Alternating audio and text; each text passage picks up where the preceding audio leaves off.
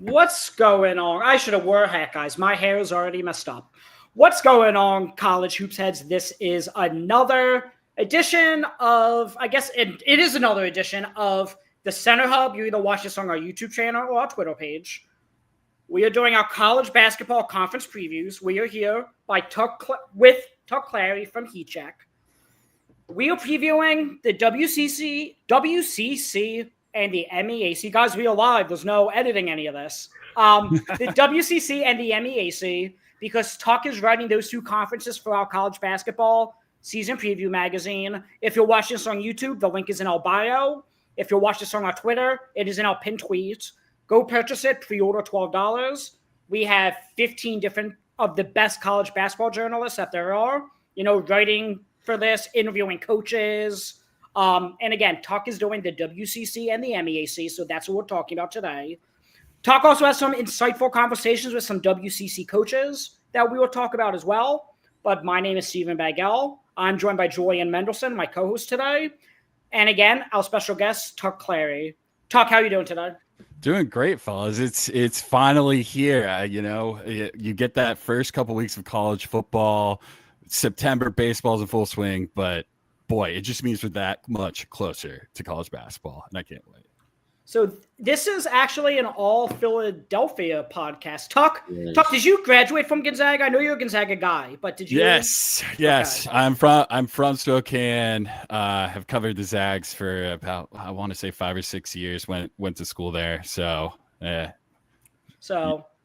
you're in Philly now, and you can talk about the Phillies hat, the P on his head. And as you guys know, Julian and I are both from the Philadelphia area as well. But we are going to be starting by talking West Coast hoops with the WCC.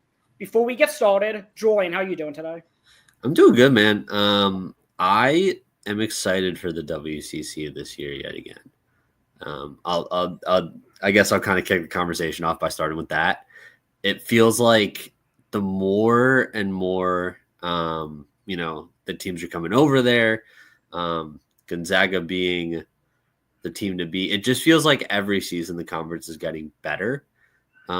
Actually, Tuck, I want to get your opinion on that now that we're here. Because I personally feel like the conference is getting better in terms of the depth. It used to be a race between St. Mary's and Gonzaga. Everyone else was kind of just a sideshow.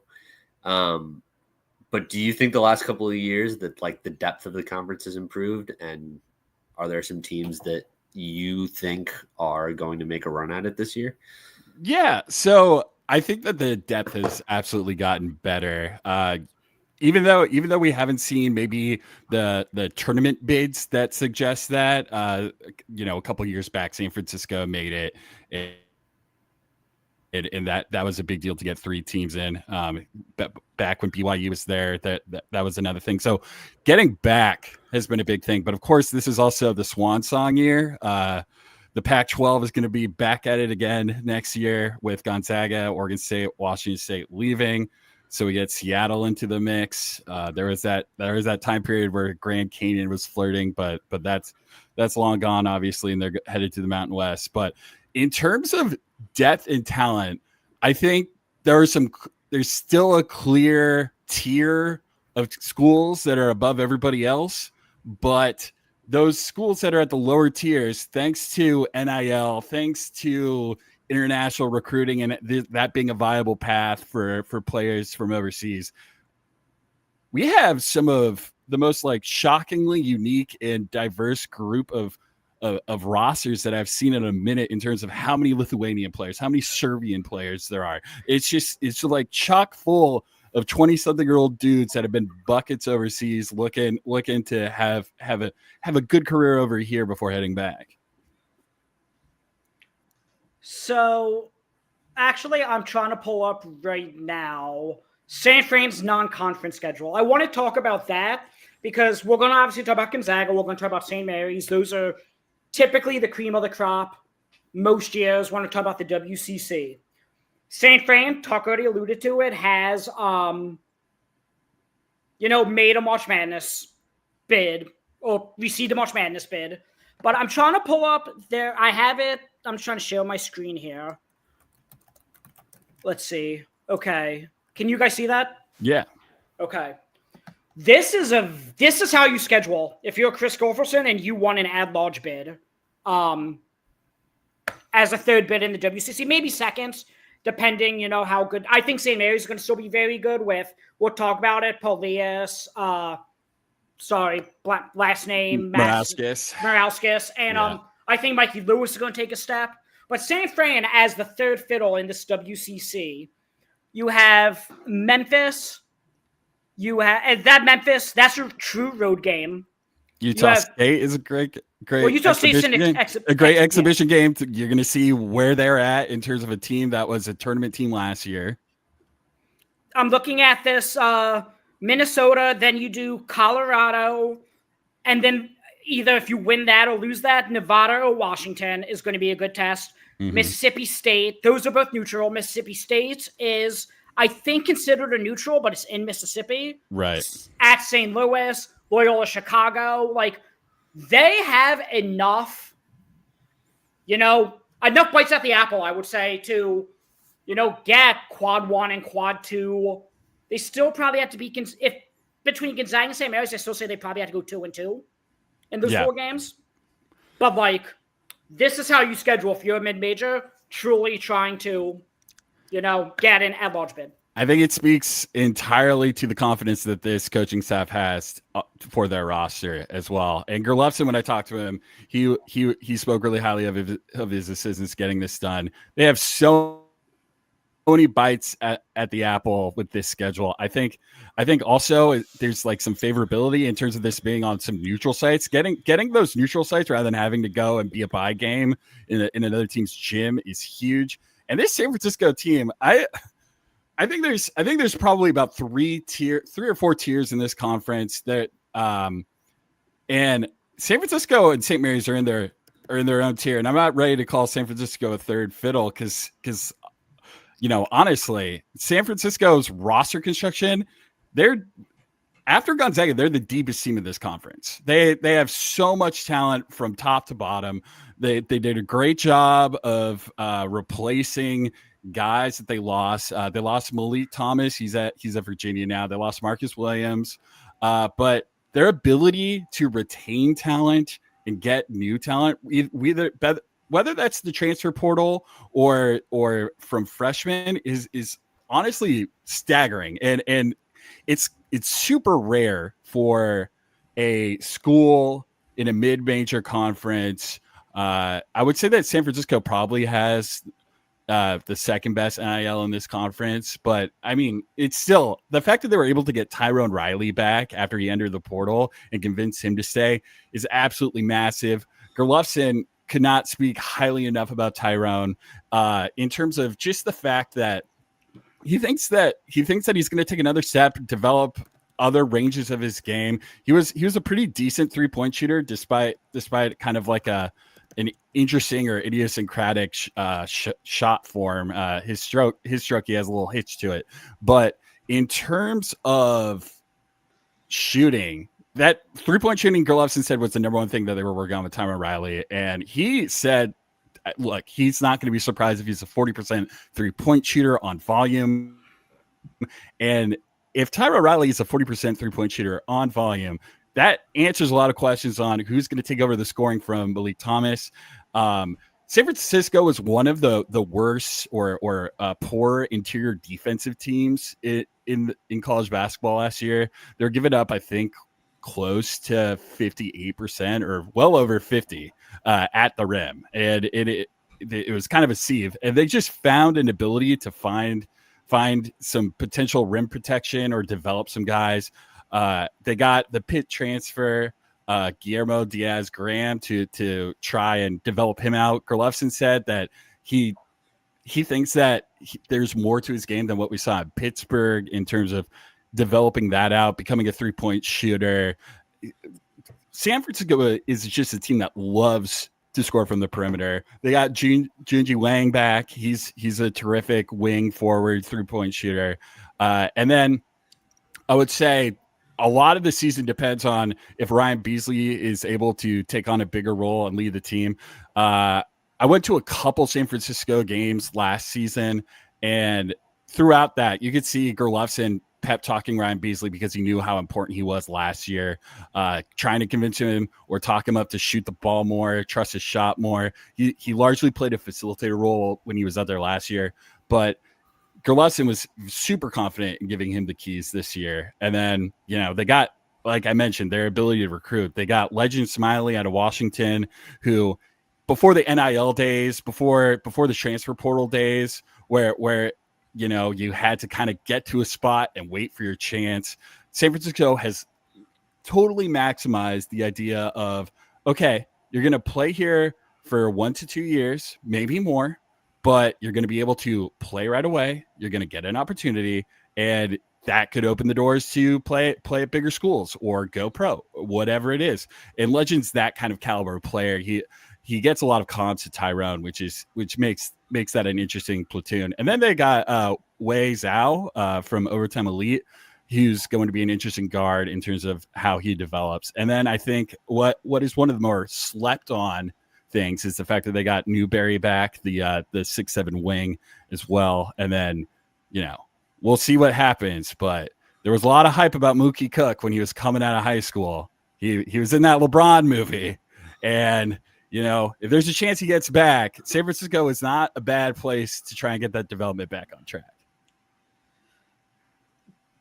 Julian, do you have anything for St. Fran, or should we talk about what's going on with Gonzaga in terms of the waivers of some potential guys?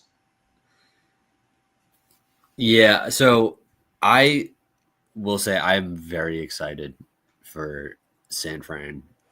I was going into this, but I'm even more sold now that we've talked about him. I kind of want to pivot in a different direction, because I think you mentioned coming in that there were a couple of teams that you were excited about as dark horses. And obviously in the WCC, the question has been for the past, almost 20 years at this point, who has a shot of unseating Gonzaga? And I know you mentioned St. Mary's. I know you mentioned San Fran. Are there any other teams in the conference that you think, whether it's based on coaches you talk to, whether it's rosters you've looked over, that you could potentially see overtaking that mantle in any stretch? Gonzaga is a different caliber this season.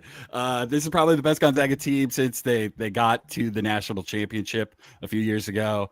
I think this is one of those years that if the waivers that Steven alluded to come through, this Gonzaga team might not lose a game in conference. And I don't see that nonchalantly or like it's a given, because St. Mary's is never easy. Moraga is never easy. That Chet Holmgren Gonzaga team lost in Moraga. It's very possible. But man, the amount of talent that this Gonzaga team has, with St. Mary's taking a bit of a step back, San Francisco, we're waiting to see if they're able to get Gonzaga's number. We haven't seen it yet. Santa Clara took a bit of a step back. Gonzaga only got better. And that's a wild thing to say when you lose Ryan Nembhard to the NBA. You lose Nolan Hickman. You lose Caleb Battle. Michael Ajayi transferred out. You lose Ben Gregg. Those are great players. But the amount of talent that is staying, the amount of talent that is coming in, there's just too much depth, too much skill for, if we get Tyon Grant Foster in a Gonzaga uniform, we see that this Gonzaga team is just at a different level than the rest of the league for the first time in a while. For what it's worth, you mentioned Tyon Grant Foster, getting a potential. He needs to get clearance from the NCAA in order to be eligible. Julian pointed it out. Adam Miller, is also not on their official roster on the website, so I don't know what's going on with that. But I think the official roster on the website just hasn't been updated with the new additions. I think that's mostly what it is. He's on campus. He's practicing. Okay. He's with the team. So with that said, it really is Grant Foster, and I think this team is a wildly different team with or without Grant Foster, of course. Yeah. The dude was a borderline All-American when he was at Grand Canyon 2 years ago. Last year, we know it was a down year. But with that said, I feel like Gonzaga, especially last year, maybe the year before, the issue with them has been the depth of that team, of those teams. This year, like, we're going to talk about Saint Supri, I'm sure. We're going to talk about Steel Venters, who hasn't played in over 2 years with the torn Achilles, then torn ACL. Braden Smith is going to start. He was Patriot League Player of the Year a couple years ago. Colgate, he redshirted last year. Jalen Woolley redshirted last year. So, like, yes, there's depth. Obviously, there's Ike and Braden Huff. Hopefully, again, Grant Foster plays. Innocenti. But I preface that to say, like, yes, there's a lot of depth on this roster, so they address that issue. But in terms of guys like Venters and like Woolley and Braden Smith from Colgate, there's some hesitation, I would say, just because these guys have all taken, a year or, unfortunately, in Venters' case, longer off. Mm-hmm. So does that concern you at all? So I would say that the issue the last 2 seasons has not necessarily been depth as much as it's been there were not clear-cut guys. There just wasn't a difference in terms of the back of the rotation guys and the front of the rotation guys. So there was a little bit of mishmashing, no clear delineation outside of the post. What Gonzaga wanted to do. There was issues with the guard play of Nolan Hickman and Ryan Nembhard not really being able to be scoring guards or guards that could really get their own shot as much as develop shots for others or take open looks. But I would say that the addition, this is largely dependent on Tyler Grant Foster, is at these wing and front court positions. The power forward position was just a blatant weak point last year. Ben Gregg was dealing with a back injury the entire season. Took a step back from what he was his junior year. Michael Ajayi, he just couldn't fit in the Gonzaga system as an ISO player that was being pigeonholed into being a roll man, pick man, backdoor cutter. So there's just like a difference in role and fit that this season's team has as opposed to the previous 2 seasons. The question still is, what are you doing with the 4 position? Braden Huff is a center playing power forward and probably optimally for this team playing power forward 20 minutes a game. Is that doable against top 50 teams in the country, top 25 teams in the country? We're going to see. It worked in the last 5 games of the season, but now teams are preparing for that. So does that fit necessarily work? There's big questions on that. And after Braden Huff, yeah, like you mentioned, your big bet is that Steel Venters is 70%, 80% of the level of athlete that he was at Eastern Washington University. And he was great at Eastern Washington. He was way more than a spot-up shooter, even though he's a terrific dynamic three-point shooter. But he's just like, does he have the athleticism to stick with guys at the 4 position at this point that are like probably vertical athletes at a high major level? That takes a lot to see. But in terms of where they are in the WCC, the amount of talent, whenever you want to talk about Mario, when you talk about Mario, Braden Smith, big question marks with him, but he's a better defender than Ryan Nembhard was. And I think as great as Ryan Nembhard was last season, and he was great. I mean, he was averaging a double-double for the season. Best facilitating guard in the country, and it's not even close. You also had to have the ball in his hands every possession all the time. And that's just not how Gonzaga's offense, when it's at its best, has been ran. It's a free-moving, less dribble-centric offense. And getting the ball moving more, I think, is going to be a huge benefit. 3-point shooting is a question mark. Adam Miller was a 40% 3-point shooter last season, but hasn't been that remotely the seasons prior to that. If he's just a catch and shoot guy playing a similar role to what Nolan Hickman was in his final 2 seasons at Gonzaga, if he's able to mimic that, I think that answers a lot of questions and raises the floor as well. So I just pulled up the non-con just because, again, Gonzaga typically does schedule pretty hard, very hard actually, traditionally. It is ridiculous. This looks like it's a neutral game. Oklahoma, but it's in Spokane, so it's basically a home game. Creighton at home, at Arizona State. Then they go to Vegas for Players Era, Alabama, Maryland, and then depending how those 2 games go, they have a 3rd game in Vegas, 3 games in 3 days. Then they have a couple of days off, play a neutral in Nashville against Kentucky. Obviously, there's no Florida in there. Then Seattle, Washington, that's basically mostly a home game for them against UCLA. And then they round out the non-conference schedule, basically an away game. It's neutral, but against Oregon. Incredibly difficult schedule. Yeah. So, again, this is more of a WCC-centric pod and how Gonzaga will fare against them. But just for perspective of, like, you know, the average fan, like, that's an incredibly difficult schedule.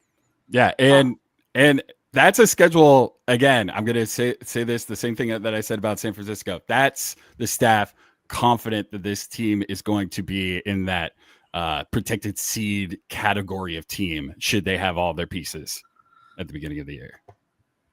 Okay, Julian, we want to talk about Mario Saint-Supré before we move on to anything else? Let's talk about Super Mario. Woo, fellas.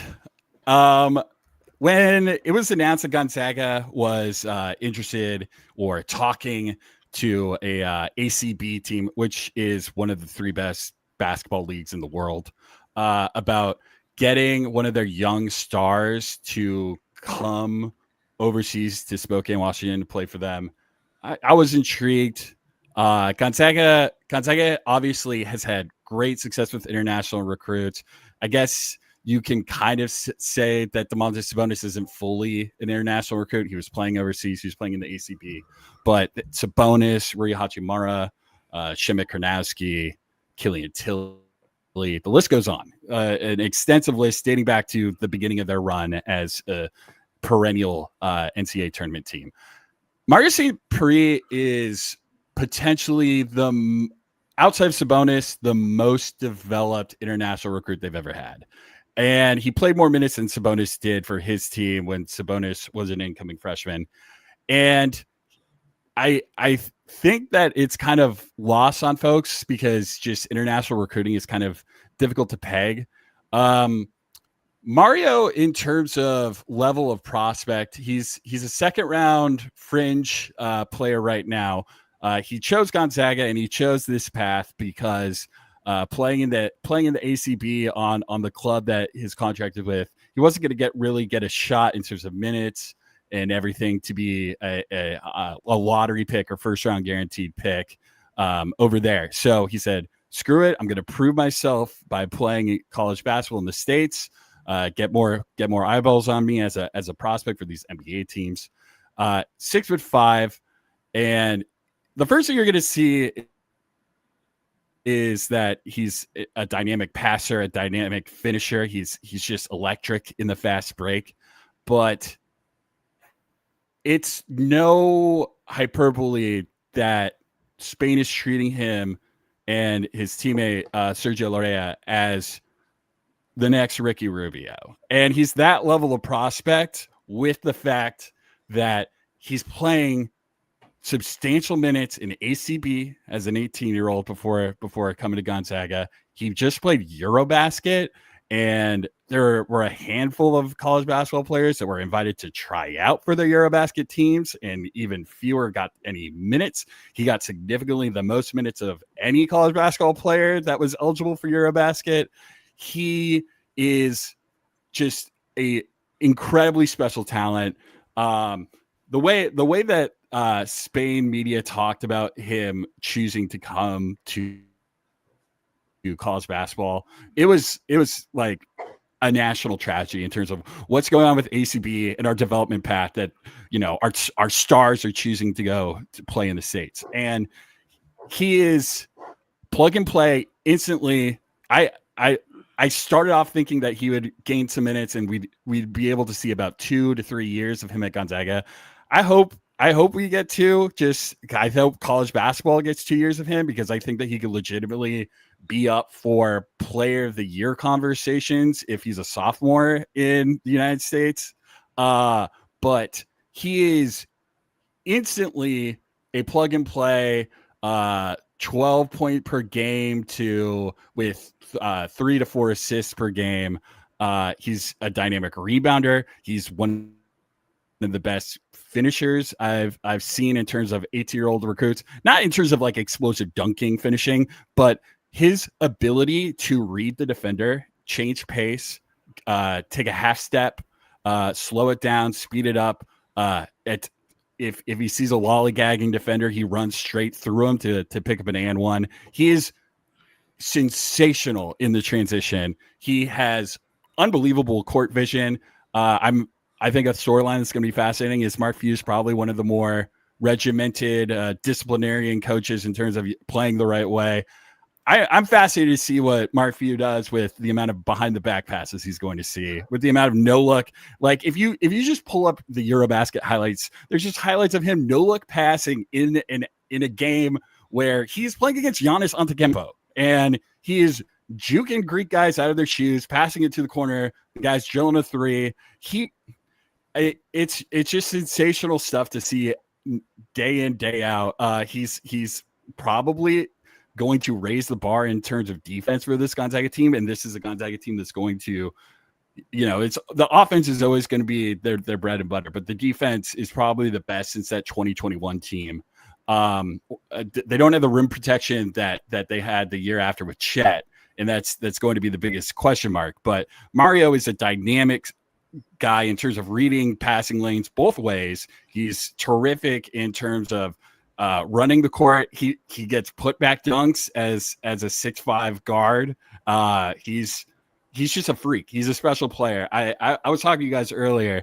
Legitimately, there are maybe 4 combo guard point guards I would take over Mario in this 2025 freshman class, and that's just not being talked about.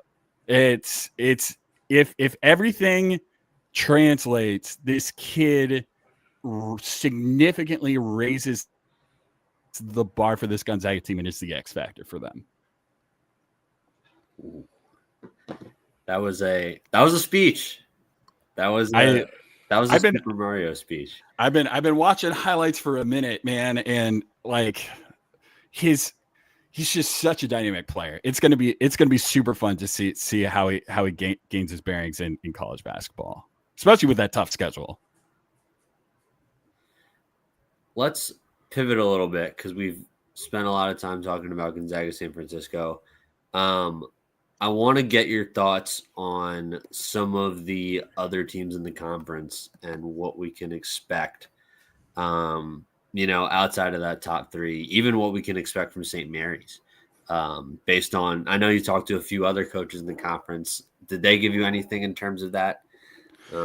Yeah, I think there's a team that has a high variance in terms of what they can be. They could contend for a top 3 seed in the conference tournament and have a puncher's chance of getting into the NCAA tournament if they do a little run in that conference tournament. And that's Santa Clara. Santa Clara is, perennially one of those top 4 area teams, and we've seen Herb Sendek's ability to recruit and develop guys. I mean, Brandon Podjemski becoming a NBA lottery pick or an NBA pick and playing for the Golden State Warriors. I don't think a lot of Illinois fans saw that coming. We just saw what Jalen Williams did for the Oklahoma City Thunder. Adama Ball was an interesting prospect that turned a lot of NBA scouts' heads, and we're definitely seeing a Santa Clara team where they're taking big swings to see if they have a guy there. Talking to Herb, he wasn't ready to really say who was standing out yet in terms of their practices and summer development stuff, just because they lost so much talent from last year, and it's just a lot of transfers and young guys.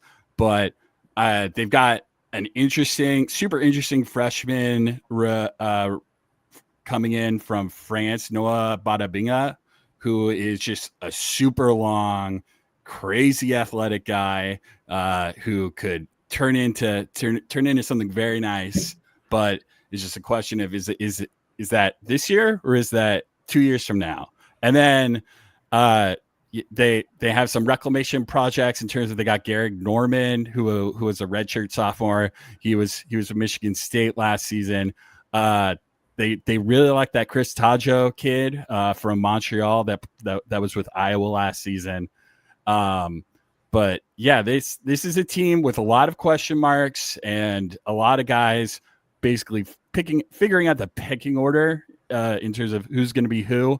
They're going to most likely be led by Elijah Mahi, who was a bench spark plug scorer for them. But in terms of ceilings, they could make it tough for definitely the top half of the conference if things go right. I could definitely see them fighting with San Francisco and St. Mary's and posing a threat for Gonzaga. I mean, Gonzaga's lost at Santa Clara and have had nail biters at Santa Clara. So they're an interesting team for sure. I really like the freshman coming in, KJ Cochran from Westchester. He's a kid that Herb spoke really highly of him, saying that he's just a really already super developed freshman that really has a high IQ of how he looks at the game. So I put up the Santa Clara non-con schedule. Not obviously on the level of Gonzaga, not quite on the level of St. Fran, but like the point is like these teams are willing to, go to battle and schedule difficult matchups in order to, potentially get those at-large bids. Shout out to them for being willing to play McNeese. Like, I know McNeese isn't what they were the last few years, but like they still have Javon Garcia, who was Southland Player of the Year last year. Xavier, that looks like it's at Xavier. Yeah, that's gonna be a fun test. Yeah. Neutral St. Louis, neutral North Texas, Arizona State, Loyola, Chicago. There's another neutral with either Stanford or Minnesota. In a way, at New Mexico, they're going to go to – that's a tough stadium to play in New Mexico. They're going to go there as well. So, like, I just perhaps have to say, like, these teams are not afraid, for lack of a better – like, they're ready to go and become a 3-bid league, I would say, a lot of these schools. Yeah, and it's to a point now with the way that the selection committee looks at resumes where it's not even just – you have to play a good non-con. It's like you're clearly fighting an uphill battle as a mid-major school going up against these power conference teams that look at how many bids the SEC got last year. And granted, that was a great conference year for them, but the ACC always gets a lot of love considering what their resumes are. And so it's clear that Santa Clara and San Francisco know that they have to really, really put up some stuff. And that's beyond just the non-conference. If Santa Clara wants a fighter's chance, they have to beat Gonzaga and St. Mary's at least one time to even be in the conversation as a bubble team. And looking at the history of this conference, that's a tall task. So I have a question on the YouTube chat, and everyone, while we're still on the WCC, ask away for Tuck to answer any of your WCC questions, but. What do you think about San Diego? They're adding 3 double-digit mid-major transfers. I'm assuming he's referring to Tornery Lane from Georgia State, Tim Moore from NJIT, and Dominique Ford from Southern Utah. And they have Tyler Johnson, who played at Wake Forest last year, played substantial minutes. Yeah. Go ahead. I was going to say, what do you think about Steve Lavin's team? I think San Diego is definitely going to be, I think they're going to be in this like middle tier. And there's a few teams that are going to be interesting in that middle tier. I think San Diego has a chance to finish in the upper half of the conference with the level of talent that they brought in, especially considering the level of talent they had a few years back. There was a lot of questions about like where is the recruiting trail, but it's clear that Steve Lavin and Earl Watson have definitely developed a system to get guys in. Plus, they've made huge investments into their facilities. It's clear that San Diego really wants to get back into the mix in a way that they haven't been in a while. Gorcito is an interesting guy as well. The guard. I think they have a lot of interesting pieces on their roster. It's a question of what Bradley Jr. is this season. There's just a lot of stuff still to be figured out. I want to finish up the conference talk with this because I know we discussed going in about realignment. There are 3 teams, 2 that are leaving and 1 that's just coming in. You obviously got Washington and Oregon State. I know we talked about Gonzaga as another team that's leaving, but there's 2 remaining teams that we haven't talked about that are leaving. And then Seattle coming in. First year for Seattle, last year for the other 2. How do you think those teams fare this year? So Seattle is actually when I was thinking about teams to talk about with this conference, it's just always been Gonzaga or St. Mary's with a really good San Francisco and Santa Clara club fighting with them for those top 3 seeds. But Seattle is my dark horse team, guys. I really, really like what Chris Victor and his school are doing in terms of the kind of players that they're recruiting, how they're setting up for their first year in the WCC. They've got both a good amount of new players and returning talent. The fact that they have Braden Maldonado and John Chrysopoulos coming back to lead their backcourt. Those are 2 guys that played a ton of minutes for them the last couple seasons. They did well. They did well together, and they're a competent team. Chris Victor coaches them super tough, super disciplined team, and then they've got just a good amount of talent coming in. Jun Suk Yao from Gonzaga transferred over there. He's just a guy that his play type didn't really fully lock into Gonzaga's system. He's more of a processor than necessarily a free moving kind of player. He's more of a play finisher in a lot of ways. I think that he's going to blossom into a really competent player at Seattle. They've got a really interesting D2 transfer, JoJo Murphy, coming in from Chico. He was basically a 40% 3-point shooter on just absurd volume. He's going to be an awesome mid-major talent to see in terms of what happens. Because like the WCC is a conference of offense, and you got to match firepower. And I think JoJo Murphy is going to turn some heads from just looking at what he's done at Chico. He's going to be awesome. And then they've got some good international recruits. Shadows Papastavro is definitely a developmental piece. We'll see what he's able to do, or if he's able to break into their rotation by conference play.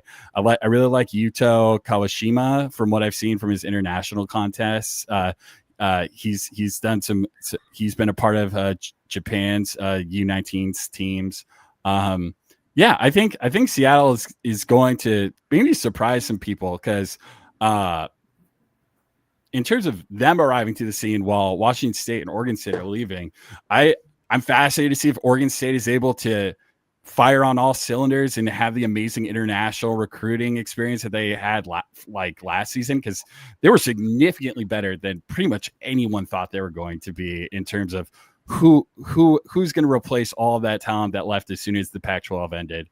But I really like that Isaiah Tsai sophomore for Oregon State. He's a really good forward from France. He's going to do some interesting stuff.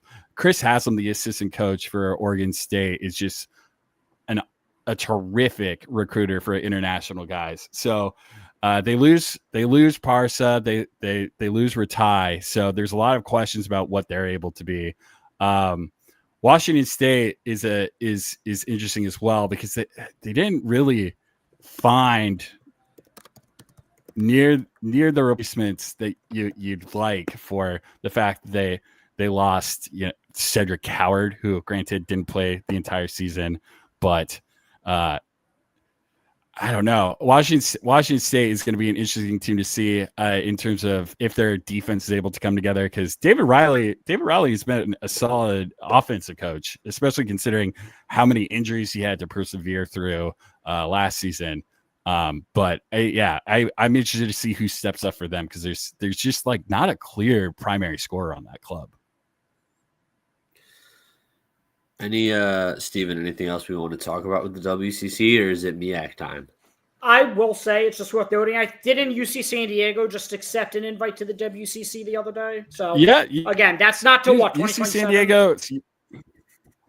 Yeah, that's down the line. I do feel remiss if we don't talk about St. Mary's. Do we want to talk about the Gales at all? Yeah, let's give the Gales a couple minutes of love before we jump to the MEAC.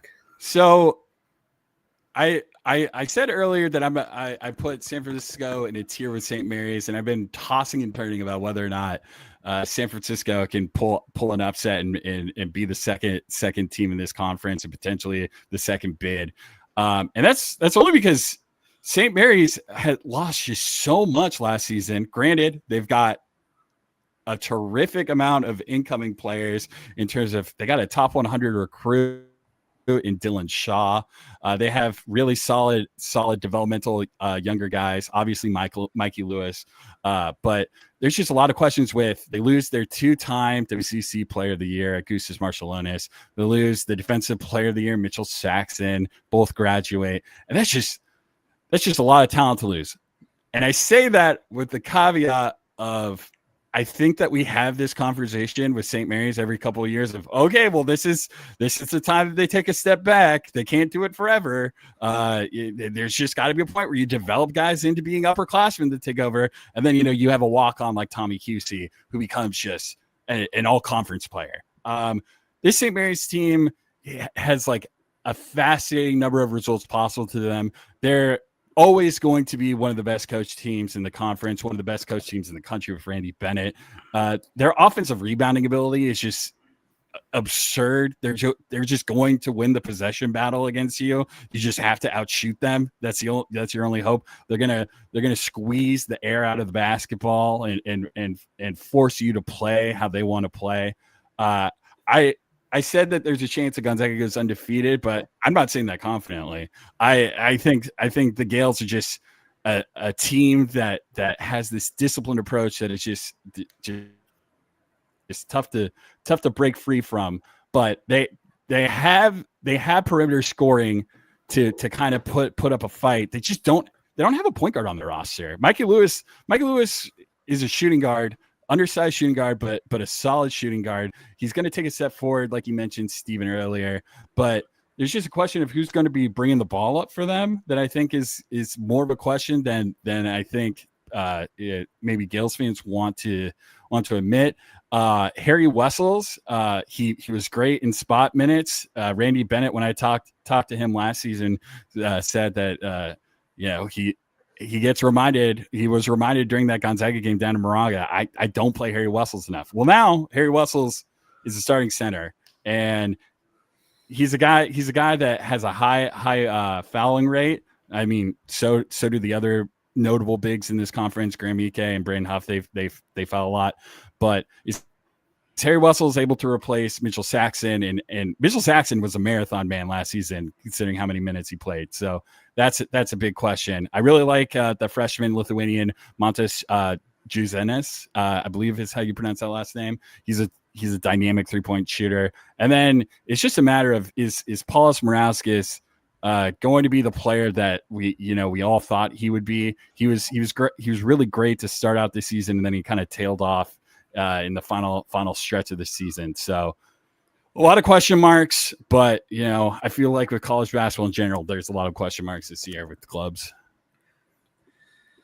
Yeah. I think Tuck just summed that up perfectly in terms of needing Paulius Morauskas to really be the lead guy. And I think Mikey Lewis is going to take a massive step. Like that's what it's going to come down to for the Gales. Okay, it doesn't look like we have any questions for the WCC. Feel free, anyone watching, to jump in. There's 410 of you on right now. One of you have to have a question. You could always answer that at the end of the show. But now let's talk MEAC, a conference that people probably aren't as familiar with as a WCC.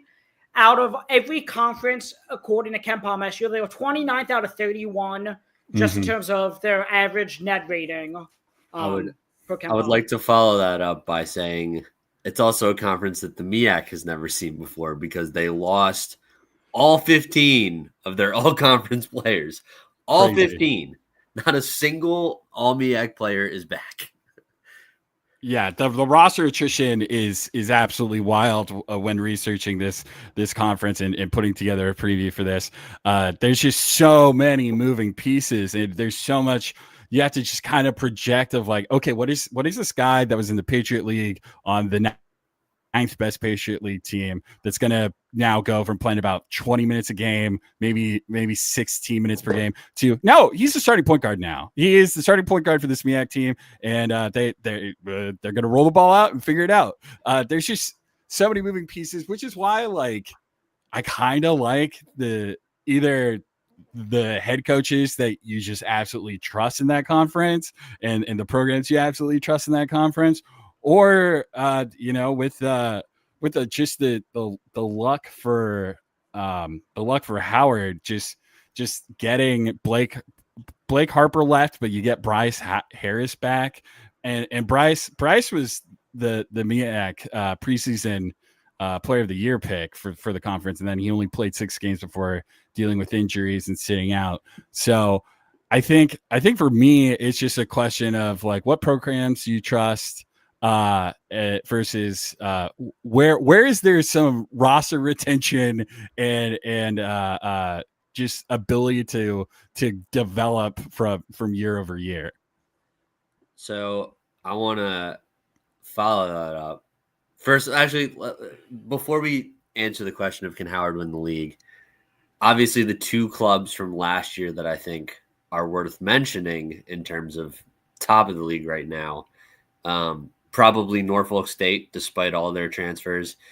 And then obviously you have South Carolina State didn't really deal with a ton of attrition. Mm-hmm. So put the question back up, Stephen. Do you think those are the 2 favorites, or does Howard have a shot here? I think Howard has a shot. I think that there are 2 favorites that is South Carolina State and Norfolk State, but I don't think it's out of the possibility that Howard puts up a fight. I think North Carolina Central is interesting. I think Delaware State's interesting. I think versus the WCC, where there's 2 teams that win the conference every single year, 1 team that is just a perennial like potential second weekend team. MEAC's wide open, baby. There's just so much movement. There is just so many question marks in terms of, okay, well, did Howard take a step back just because of the talent on the roster, or the fact that they were building this up to be the Bryce Harris show and they lucked into Blake Harper, but they didn't have any defense? I think there's just big questions like that. I really like this Howard team in terms of the roster composition.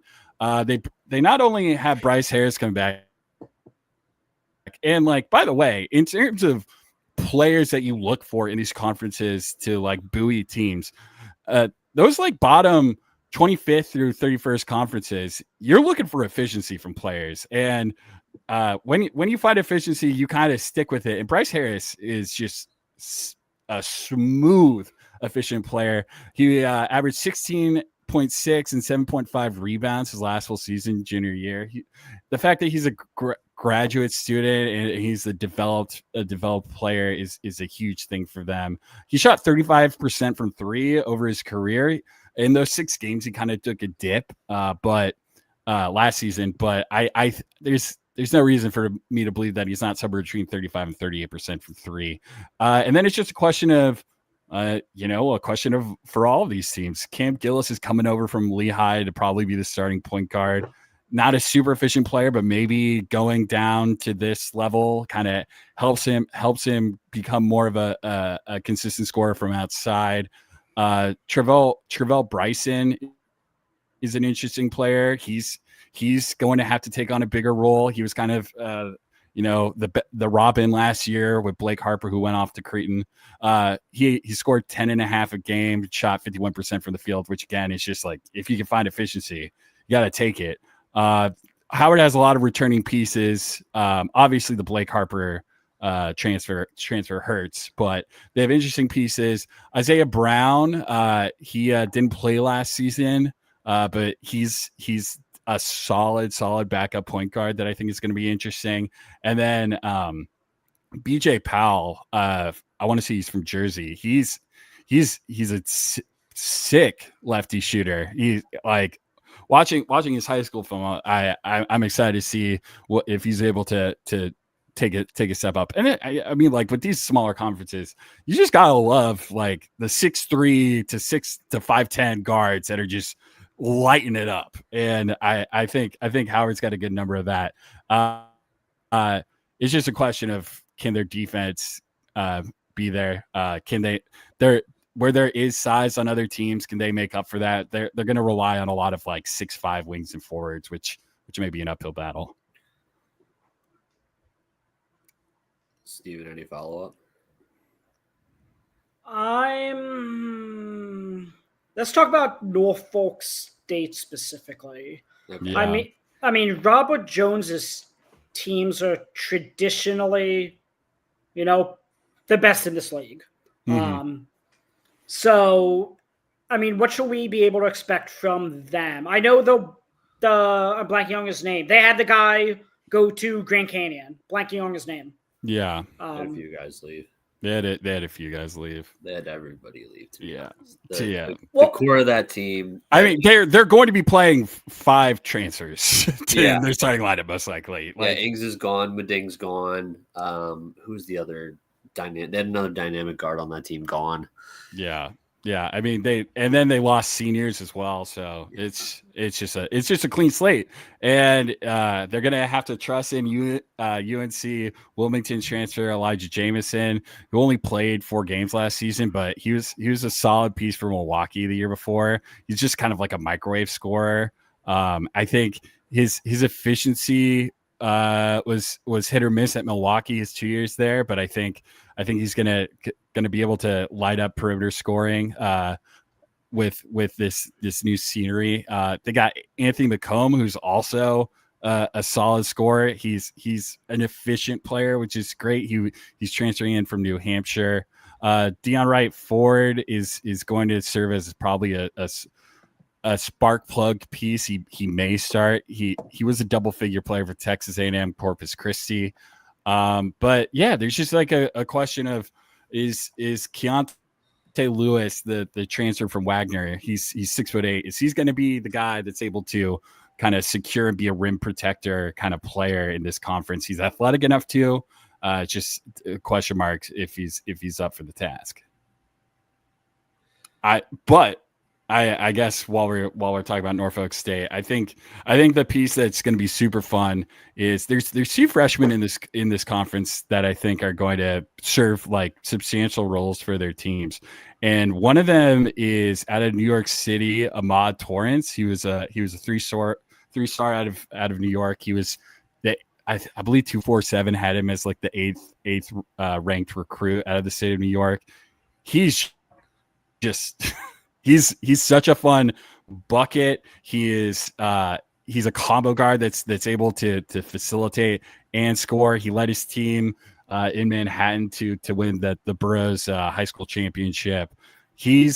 I think he's going to really put up a fight to, before sooner or later, get substantial minutes on this team, and I'm excited to see what he's able to do.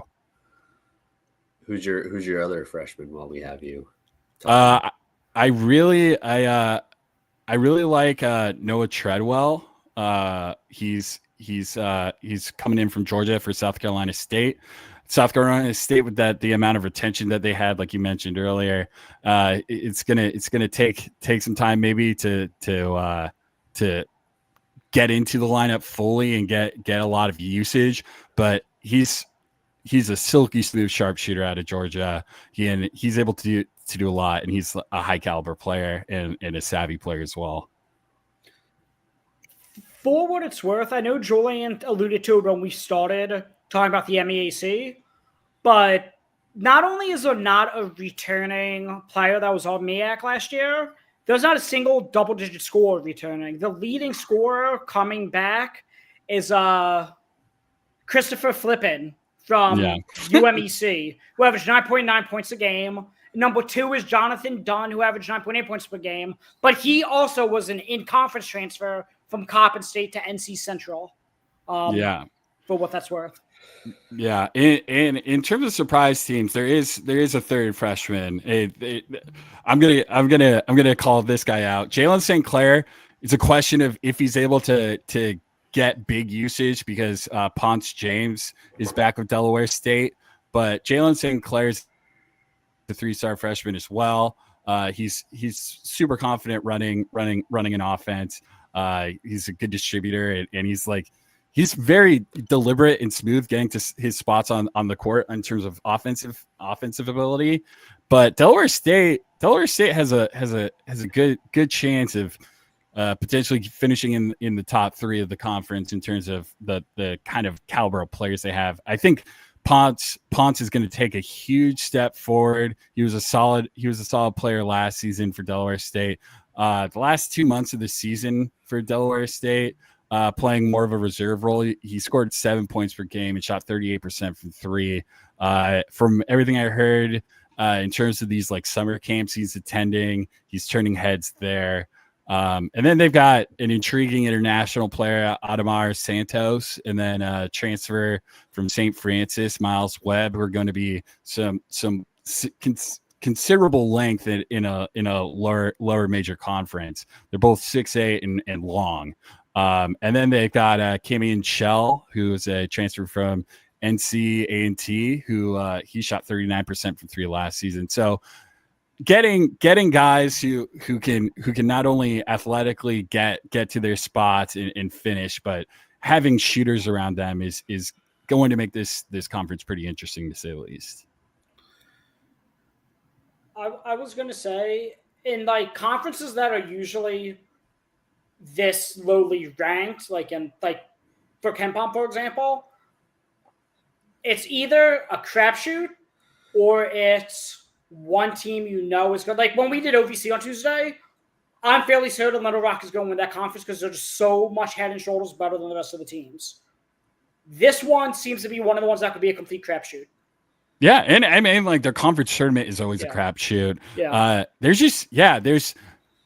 There's no team that you can possibly say, oh, this is for sure the favorite. I think Norfolk State, just off of pedigree, is considered the favorite. But I mean, Howard proved themselves the last 2 seasons before last year, and they were in the tournament 2 years in a row. So I think there's about five teams that really have a real shot at this, and then there's a couple teams below them that can give anyone a fight on any given night. So I think this is going to be a topsy-turvy league, to say the least.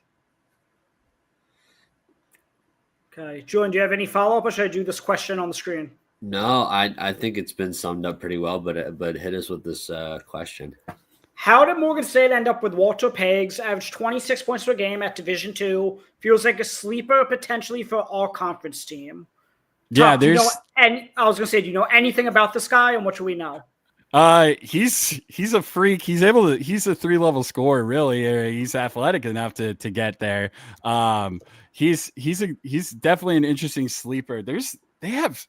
I mean, like with these low major conferences, they're the ones that are just, really going for those like Division II JUCO level players that can really, really maybe blossom into a player that gets another shot at either another school or gets themselves an international opportunity that they normally wouldn't get if they didn't take that chance at the low major level. I think Chris Parker, too, with South Carolina State, he's a D2 player.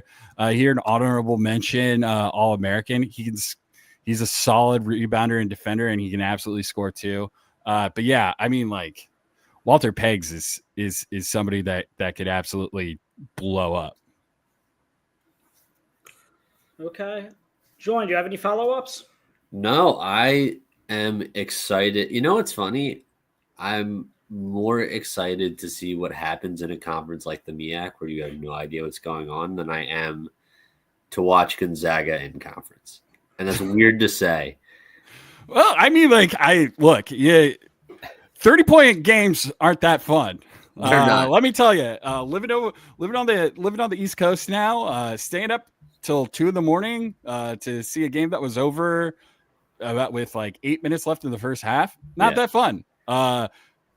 Seeing a bunch of guys fight to get bigger opportunities, seeing guys who are playing for like these incredible historic HBCUs. Now that's interesting. That's this having no clear separation. This conference is going to be a lot of fun. With that, Steven, do you have anything else? Go buy the magazine. If Yeah, all support 470 of you watching right now buy the magazine, I don't know what I'll do, but I'll be very happy. Anyway, Tuck, do you have anything you want to add just to the WCC, MEAC? If not, is there anything you want to plug? I think we're going to do some more WCC content coming up.